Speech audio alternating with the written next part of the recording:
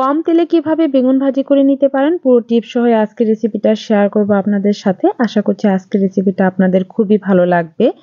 এই বেগুনগুলো কিন্তু ভাজতে প্রচুর তেল লাগে বিধায় কিন্তু অনেকেই এই বেগুন ভাজিটা খেতে চান না। তবে আজকের টিপস যদি আপনি ফলো করে এই বেগুন ভাজিগুলো করে নেন তাহলে দেখবেন কম তেলেই কিভাবে এই বেগুনগুলো ভেজে নেওয়া যাবে এবং খেতেও হবে একদম স্বাস্থ্যসম্মত। চলুন দেখে নেওয়া যাক ঝটপট এই রেসিপিটা কিভাবে এই বেগুন ভাজিগুলো কম তেলে করে নিলাম। প্রথমে এখানে আমি গোল গোল যেই বেগুনগুলো পাওয়া যায় আর এই বেগুনগুলোই কিন্তু বেশি তেল লেগে থাকে, এই বেগুনগুলোই আমি নিয়েছি। এখন আমি এগুলো খুব ভালো করে কেটে নেব। আর এই বেগুনগুলো কিন্তু একটু মোটা সাইজের কাটতে হবে।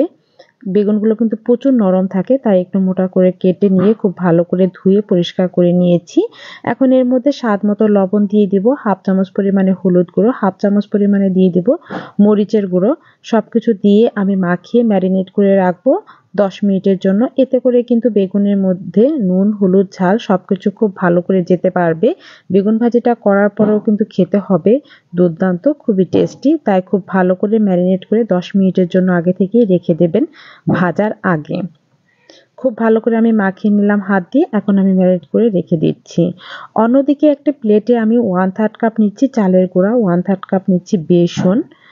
এর মধ্যে দিয়ে দেব স্বাদ মতো লবণ, হাফ চামচ লাল মরিচের গুঁড়া, হাফ চামচ দিব হলুদ গুঁড়া, হাফ চামচ দিব ভাজা জিরে গুঁড়া।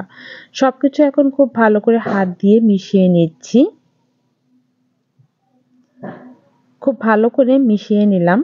আর এটা কিন্তু আমি বেগুন ভাজার কোটিং করার জন্যই ব্যবহার করব। সবকিছু খুব ভালো করে মিশানো হয়ে গেলে এখন এক পিস বেগুন আমি নিয়ে নিলাম যেটা ম্যারিনেট করে রেখেছিলাম। এখন হাত দিয়ে চেপে চেপে খুব ভালো করে কোট করতে হবে যাতে করে বেগুনের গায়ে কোনো অংশ ফাঁকা না থাকে। খুব ভালো করে কোট করে নিচ্ছি। আর এই কোট করার কারণেই কিন্তু বেগুনগুলো ভাজলে খুবই কম তেলেই ভাজা হয়ে যাবে এবং এর মধ্যে তেল ঢুকে যাবে না, খেতেও হবে দুর্দান্ত। এভাবে সবগুলো বেগুনই হাত দিয়ে চেপে চেপে এরকম সুন্দর করে কোট করে নেবেন। সম্পূর্ণ বেগুনগুলোই আমি সেম প্রসেসেই দেখতেই পাচ্ছেন কোট করে নিলাম। কোট করে নেওয়ার পরে 5 মিনিট পরে দেখতেই পাচ্ছেন খুব সুন্দর মতো সেট হয়ে গিয়েছে। কোট করে এভাবে 5 মিনিটের জন্য রেখে দেবেন যাতে করে খুব ভালো করে কোট হতে পারে। মানে এক্সট্রা যে আপনি চালের গুঁড়া বা বেসনটা এটা লেগে থাকবে না, এটার সাথে খুব ভালো করে সেট হয়ে অ্যাডজাস্ট হয়ে যেতে পারবে। এরপরে ফ্রাই প্যানে আমি 3 টেবিল চামচ তেল দিয়েছি, এতে আমি বেগুনগুলো দিয়ে দিচ্ছি। আর এই তেলে কিন্তু আমি 2 ব্যাচ বেগুন ভেজে নেব। এই তেলেই হয়ে যাবে বেগুনগুলো ভাজা।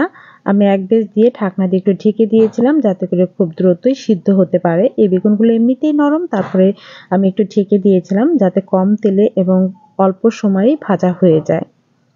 বেগুনগুলো এক পিঠ লাল হয়ে আসলে অন্য পিঠ উল্টিয়ে দিতে হবে। আর দেখতেই পাচ্ছেন এক পিঠ ভাজা হয়ে গিয়েছে কিন্তু তেল কিন্তু সেমই আছে, অতটা তেলের প্রয়োজন হয় না। আবারও ঢাকনা খুলে আমি দেখে নিচ্ছি, প্রায় কিন্তু আমার বেগুন ভাজাগুলো হয়ে গিয়েছে। আর অবশিষ্ট যে তেল রয়েছে সেটা দিয়েও কিন্তু বাকি বেগুন ভাজাগুলো হয়ে যাবে। তা এইভাবে আপনারা বেসন এবং চালের গুঁড়া দিয়ে খুব ভালো করে কোটিং করে বেগুনগুলো ভেজে দেবেন। বেগুনগুলো আমার ভাজা হয়ে গিয়েছে, এখন আমি তুলে নিচ্ছি। আর একইভাবে বাকি বেগুনগুলো আমি ভেজে নেব।